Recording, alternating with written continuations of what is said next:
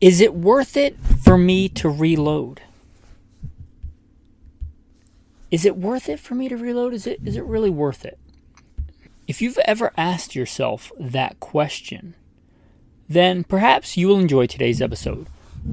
That's what we're going to talk about today on Gunfighter Life, the podcast where we talk about guns, gunfighting, tactics, the right way with Almighty God at the center, Judeo-Christian values, and real-world first-hand experience.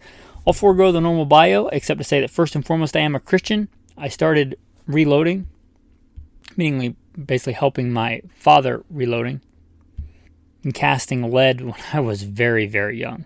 Like if kids were doing it today, I might call CPS, dealing with molten lead. I have a long history of reloading.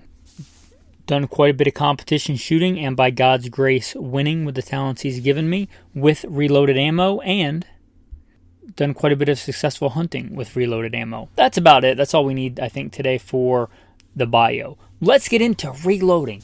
Should you reload? You're probably asking yourself, should I reload? Does it make sense for me? Is it worth it? Okay. I guess, what are you looking at it? What angle are you looking at it?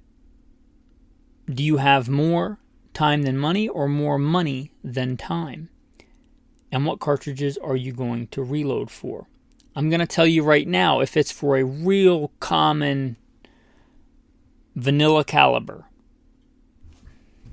and a real common loading, 55 grain 223, 115 grain 9mm standard pressure, right? You're going to have a hard time, even if you pay yourself minimum wage or less. You're going to have a hard time justifying reloading for just the financial alone. Just being real with you.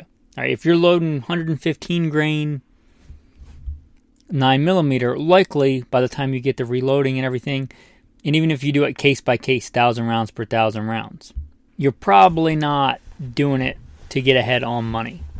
Not saying you shouldn't, I'm just saying financially, I don't know how much sense that makes in the present. Same thing with real common loads. Let's say 147 to 150 grain 308, 55 grain 223, things like that, right? That probably is not going to make financial sense. You run your own numbers, and again, don't forget to pay yourself. A laborer is worthy of his wages. However, that financially, Here's where it can make financial sense real quick.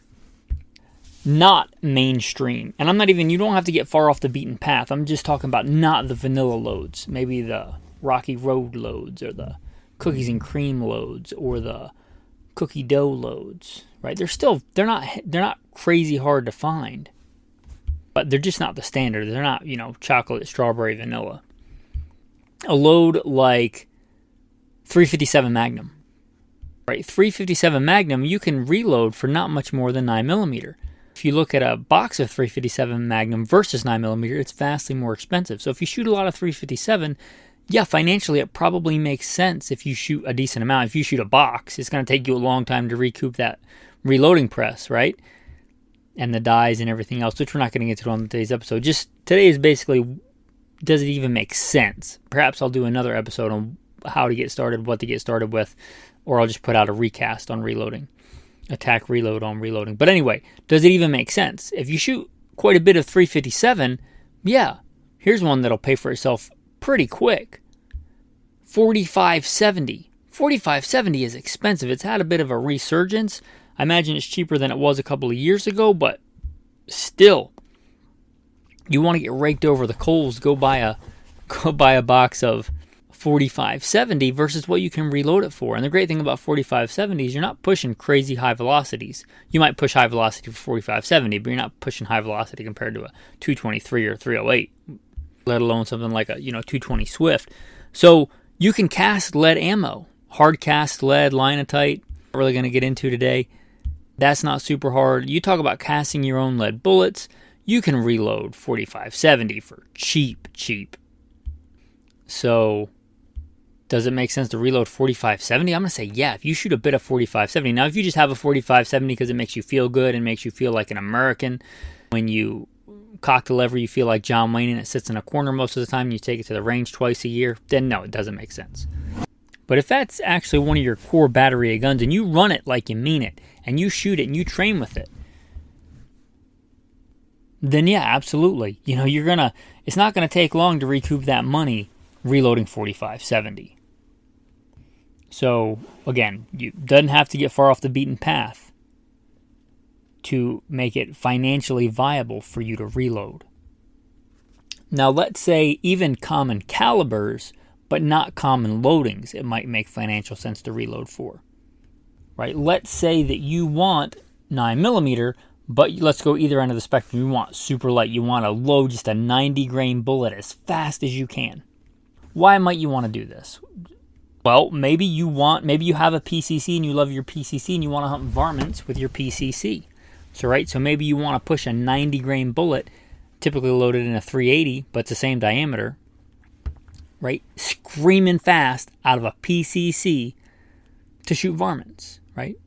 Shoot the old fox in the hen house, or to shoot coyotes, or to shoot prairie dogs, or whatever, right? You want to load that load. You're probably not going to find that load affordably. You might find a 90 grain loaded 9mm, but probably not affordable. When you're reloading, it's really not going to probably cost you much more than a standard load. So if that's what you're shooting a lot of, that might make sense. Also, maybe you want to go really heavy. You want to go heavier than 147 grain. Maybe you're shooting it out of a PCC, but you want more penetration. You want whatever you want it for, right? You want a bigger, heavier bullet. Maybe you want a hard cast semi-wad cutter lead 9mm, heavy for caliber, which you can totally do. But you're probably not finding that load affordably. You might find somebody to even make it for you, but affordably, So, again, standard load off the beaten path. Here's one. I used to have a bear load that I would load 308. Now 308's a real common round, but it's not common to get 200 grain bullets in 308. But you can totally get 200 grain 30 caliber bullets and load them in 308. There's plenty of load data for it. You're not getting off in anything crazy. As long as your twist rate will spin it, you can totally launch 200 grain 308 bullets. Why might you want to do this? Well, I did it was for bear hunting, especially in thick, brushy country. Or let's say I just shot something else and I'm in bear country hunting with my 308. Now, point of aim, point of impact is going to change, but you're talking about a bear trying to eat you when you're gutting your elk or gutting your deer or whatever it is. Talking about self-defense with that rifle, that shot's going to be close. If it changes your point of impact by 2 inches at 50 yards, that's academic in that scenario. But what's not academic is the straight line penetration. So I would load, 200 grain hot core, which is a real affordable, real good bullet for that, in my 308. I would have that as my brush country bear load. But I still, and at the time, talking about the other end of the spectrum, I would also load 130 grain. I think those are common now, but at the time, copper bullets weren't that common anyway. So at the time, I would reload 130 grain. They were probably the Barnes TSX. It may have been the one prior to the Barnes TSX. This was a while ago. But again, getting off the beaten path, screaming fast, 130 grain solid copper for more wide open country deer-sized game hunting. So there you go, just my personal example on 308, a real common load, or a real common caliber, rather, but not a common load. Like you want to go off the reservation light-wise, you want to go off the reservation heavy-wise, or you just want a specialty load, right, that is not found on the shelves. And that could be anything. One of my favorite all-time deer loads is, and I'm not going to give you exact load data, but 243, I love 243, with 85 grain Sierra Game Kings over Varget. I really liked that load. I wanted that load. I had taken, I don't know how many, I probably could count the notches on the stock of my old hunting rifle, but I killed a lot of stuff. I've got notches on there, deer, elk, wolf, with that load. It punches way above its weight class. I want that load. You might say, what's the big deal? Well, Varget is a smart powder, and I like to travel and I like to hunt different places. If I'm hunting the high desert, it can be really, really warm. If I'm hunting in the same state from southern Idaho to northern Idaho up on the Canadian border, it can be crazy cold. It was, minus 16 here a week or two ago, right? And the smart powder burns at pretty much the same rate no matter the temperature outside. That's important to me. So anyway, that's just an example. I want a common caliber, but not a common loading. Then it makes sense. And sometimes that might be the only time you can get that. That'd be the only time you can get that load. And that'll bring us to another reason. You just want to shoot something now I wouldn't start here. I wouldn't start reloading for some crazy thing. But it's a good reason if you have calibers you just can't find, you just can't get, but you can reload for, and those do exist. Then obviously reloading is your answer, unless you're just going to pay somebody else, because you have to have a license to sell ammo. Like, I can't just load you up a box of the loads I just talked about and send them to you. They probably, let's just say the ATF would not be happy about that, right? So you could pay somebody with an FFL, with a firearms license or whatever, to load the ammo and sell it to you, but that's going to cost a lot. So if you want like a specialty caliber that really isn't loaded anymore, and that's not really my thing. I'm not really into weird obscure calibers because I like the practical. I mean, I like them, but they're not part of my battery. But just for example, I don't know that anybody loads this, but back in the day, a lot of the Mausers came back into the country, the Mauser 98s, which are a great gun, but it was hard to get the ammo for a time, so many American GIs or whoever got them after the war would convert them to 8mm .6.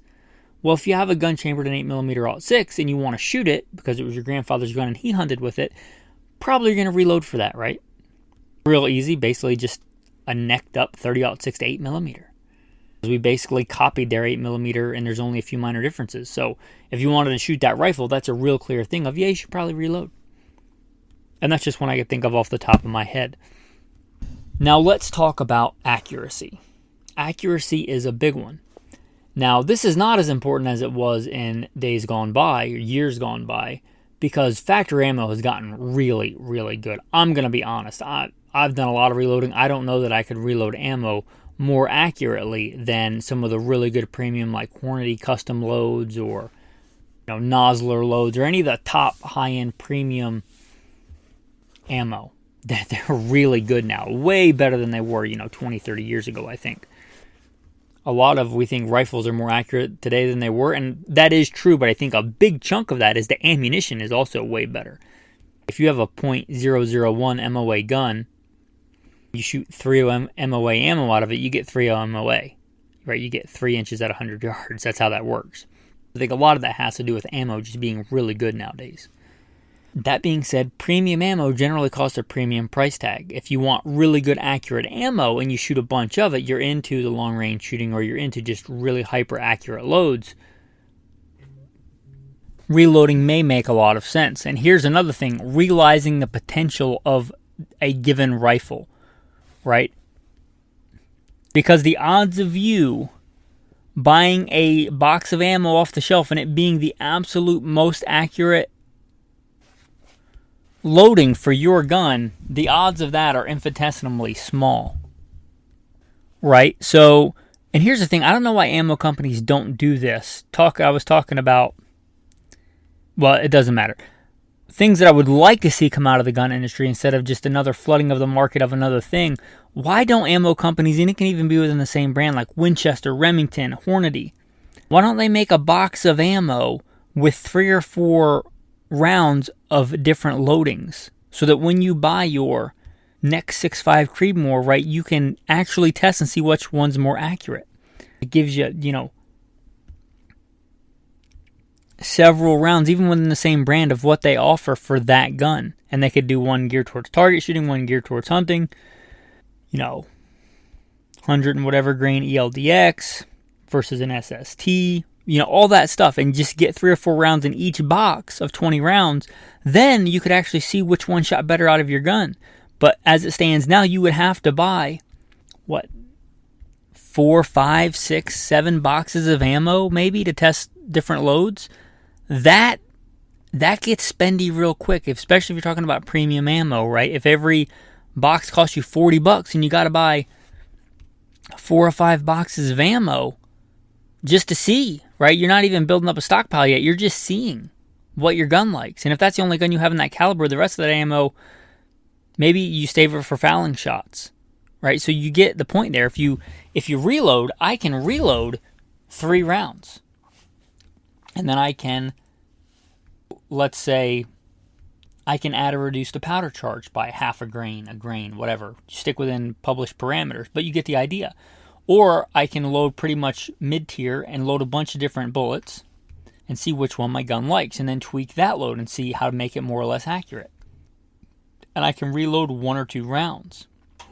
I can do something like an old ladder test, which is getting beyond the scope of today's explaining what that is, but you can tune a load to your gun. So it's a lot easier to realize maximum potential out of a rifle if you hand load.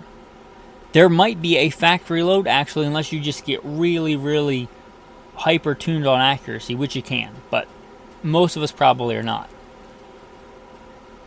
But you could probably find a factory load nowadays that shoots really, really, really good. Maybe as good as you're going to commonly, with common stuff, be able to hand load. But what's that load, and how do you find it? You're going to buy every single kind of ammo for that caliber that you own? All the different manufacturers? You get what I'm saying? Or let's say that you want to shoot a specific bullet. Like you're like, this bullet is the bullet that I want to take elk hunting. Well, maybe they do or do not offer. Let's say they do offer that bullet, that projectile, in that round. What are the odds that maybe they have 1 or 2 loadings, right? Because it's not a real common bullet. What are the odds that 1 or 2 loadings is going to be the best for your gun? If you hand load, you can find out the best loading or close to the best loading for you. Or even combinations like what I talked about earlier, smart powder. Like, I want this bullet and I want it over Varget, and I'm going to figure out what load shoots best out of my rifle with that bullet, because that's important to me, and that powder, because that's important to me. You get what I'm saying? You can do stuff like that, and cost is part of it, but also just getting the best load for your rifle is part of it. Transitioning here, another big reason, perhaps a bigger reason, but less tangible, is you want to do it. You just want to do it, and you don't have to justify it with cost. You just want to do it. You don't have to justify it with accuracy. You can go buy rounds off the shelf that are super accurate. You just want to do it. It is a very relaxing hobby. It's good to work with your hands. I think especially if you're somebody that doesn't normally earn your money with your hands. Like you're more of a white collar than a blue collar. And I'm not judging that. I'm just saying, I think as men, we enjoy working with our hands, whether we do it for our main job or not. And that's something you can do that I really enjoy reloading. There's something satisfying about shooting with ammunition that you made. There's something satisfying just about taking raw components and making a complete thing. So that's a big one. Also, maybe you want the skill. You want to be able to do it, because there may come a time when you can't just go to the store and buy said ammunition. Now, you might make the argument if you can't get the ammo, you probably can't get the components. That's only true to a point. Going back to some of the rounds we started with, if you talk about like 45-70, you don't really have to stockpile any components for that. You can make them all yourself. You can make your own primers. You can make your own, because it's originally a black powder cartridge, you can make your own black powder. It's not hard. You can make your own cast lead bullets. If it's the kind of world where you can't get ammo and components, you can probably find some scrap lead. Right? And you can make your own black powder, and you can make your own primers. The primers probably being the hardest reliable one to make. So you could just stockpile primers, right? Primers don't take up much space at all. Even if you had to bug out, right? How many primers could you fit in a small ammo can? Probably a lifetime's worth. People talk about, I'm going to get a 22 long rifle because I can carry all kinds of ammo. Well, you can carry a lot more primers than you can carry 22 long rifle ammo. So even maybe you just have a batch of primers and you can make some of your own primers for the less critical loads, but you get what I'm saying. Something like a 30-30 or a 38 special or 45-70 or many other loads that you could load with black powder, if you know what you're doing. And the time to figure that out right is not when the peanut butter and chocolate hit the fan. The time is now. So that when you have to improvise, you're already building from a firm foundation. But if you want the ability and the knowledge how to make ammunition, that's a really good practical reason. Am I telling you that a 45-70 lever gun is the best apocalypse gun? No, I'm not saying that. What I'm saying is if you have a little homestead or something, you plan on staying there, a ranch, or you're bugging out and you can take a couple of guns, right? You probably should have an AR-15 or a 308 kind of battlefield rifle to defend. But let's say you got a deer eating in the garden. Do you need to waste a premium quality ammo for that? Or, a hand-loaded 45-70 will take care of a deer. Or an elk or a moose or pretty much anything else, right? And you can make that ammo yourself, so you don't have to deplete the supply of ammunition that you have. And another real obvious choice for this is shotgun. You can reload shotgun the same way. You can reload it with black powder. The original shotgun gauges that we have, like 12 and 20, the big ones. I'm not sure when 410 became a thing, but like the 12 gauge absolutely used to be black powder. The other ones, I'm sure you could reload with black powder. I have reloaded for shotgun. It's been a while, but it's not hard. You can do it very easily. Talk about a versatile cartridge, anything from birds to grizzly bear, right? And you can reload it. And you can reload it with black powder and cast lead, cast buckshot. You can cast, Lee makes a keyhole slug. I think that's what it's called, a keyhole slug mold. And the way they make birdshot is actually doesn't take a lot. It takes technique. But anyway, you can do it, right? So if you wanted the skill to be able to do that, to have a lifetime supply of ammunition for a shotgun, for 45-70, for 38 special, that is a skill worth having. And there may be other reasons, right? But these are just some things to think about why you might want to reload. Is reloading worth it for you? And I don't know, because I don't really know your particular circumstances. But just think about what I've said. Think about if it's better for you. And there is an initial investment, an initial buy-in, right? I'm going to tell you right now, if you have one 9mm handgun and you only have 100 rounds, you're probably better off buying a 1,000-round case than buying a reloading press. That makes more sense for you in that situation. So reloading is not right for everybody at every point in time. But there are some really good reasons, even with really good factory ammo nowadays, where you might want to consider it. Anyway, with that, I hope you enjoyed this episode on should you reload? Is it worth it? Now, I don't often mention products, but it makes sense here. If you're thinking about getting into reloading, really look at the Lee Anniversary Edition kit. I'm not sponsored by Lee. I'm not sponsored by whomever you're going to buy it from, right? It's the best value probably. And even if you think you're just like all bought and you're like, I'm going to reload everything. I want a bunch of Dillon 650s, and those are great presses. But you probably don't want to start out on a progressive press. You want to start out on a single stage press, even if you later get one or several progressive presses. You're probably going to want a single stage for many things, load development, things like that. The Lee Anniversary Edition, again, no sponsors, I'm just saying, it's probably the best value that I know of to get you started with reloading. The Lee Anniversary Kit. Look into that if you are interested. Another tactical tip on top of that's not a product.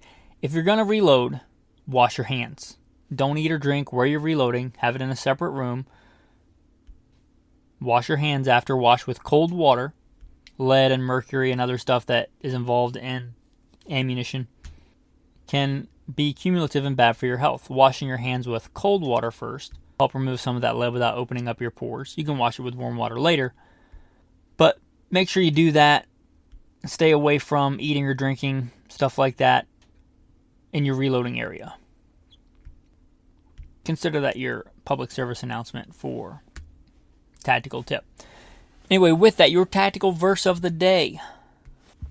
The beginning of Psalm 4. Hear me when I call, O God of my righteousness. Thou hast enlarged me when I was in distress. Have mercy upon me, and hear my prayer. O ye sons of men, how long will you turn my glory into shame? How long will you love vanity and seek after leasing? Selah. But know that the Lord has set apart for him that is godly for himself. The Lord will hear when I call unto him. Comments. We see here a man after God's own heart, David, and how often are we like this?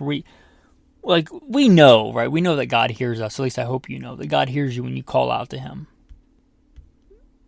But here's David saying, hear my prayer. And then David is confident that his prayer was, in fact, heard. Your prayers are heard. Make no mistake. With that, thanks for listening, and have a blessed day.